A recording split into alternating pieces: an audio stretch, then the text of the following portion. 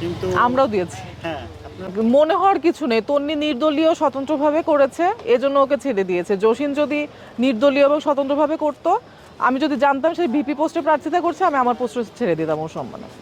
আসলে মানে আমাদের রেগুলার যে যোগাযোগ সেটিও আসলে হয় না, তো সেই ক্ষেত্রে ধরেন যে ভালো সম্পর্ক বা কাছের মানুষ, আমি জানি না ও আমাকে মনে করে কিনা বা ওর ব্যস্ততা হতে পারে, যে সেইভাবে তো আসলে যেরকম মার্চের পরে আমাদের মনে হয় একদিন বা 2 দিন কথা হয়েছিল, এটিকে তো আপনি ভালো সম্পর্ক বা কাছের মানুষ হিসেবে ডিফাইন করতে পারেন না।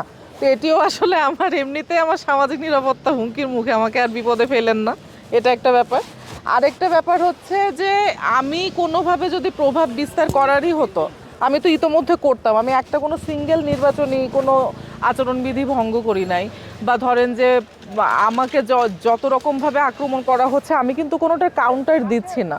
তো সেই ক্ষেত্রে আমি তো নিজেকে একজন হার্মলেস মানুষ হিসেবেই দেখছি। তো আমার মনে হয় যে যারা ধরেন যে নিজেরাই আমাকে ভিক্টিমাইজ করার চেষ্টা করছেন, তারাই যদি এখন ভিক্টিম সেজে কান্নাকাটি করেন, তাদের প্রতি আমার সহমর্মিতা থাকবে, আর কিছু বলবো না।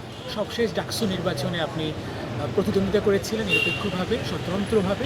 সেখানে আপনি জয়লাভ করেছিলেন এবং অনেকের সবাই আপনাকে চিনেছে, জেনেছে। আপনি প্রতিষ্ঠিত মুখ, আপনার কর্মকাণ্ড সম্পর্কেও সবাই জানে। যেগুলো হচ্ছে সেটা অবশ্যই মিথ্যা ট্যাগে। আমি একটু জানতে চাই, আমার শেষ প্রশ্ন বা আমার সবারই হয়তো শেষ প্রশ্ন, আওয়ামী লীগের সাবেক প্রধানমন্ত্রী বা সভানেত্রী, তাকে নিয়ে একটা কথা রয়েছে আপনার, তাকে আজীবন সদস্য করতে চান, এইটাকে ট্রাম্প কার্ড ব্যবহার করছে কিন্তু।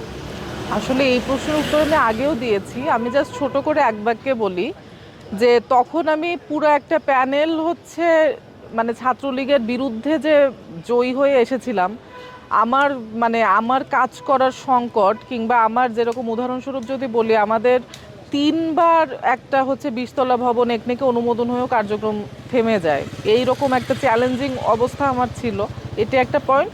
আর দ্বিতীয় পয়েন্ট হচ্ছে আমি যখন এক দফা চাই, তখনই আসলে এই ব্যাপারটা মীমাংসিত। এটিকে আসলে এখন এই 1 বছর পরে এসে এটিকে টানা হেঁচড়া করার কিছু নেই।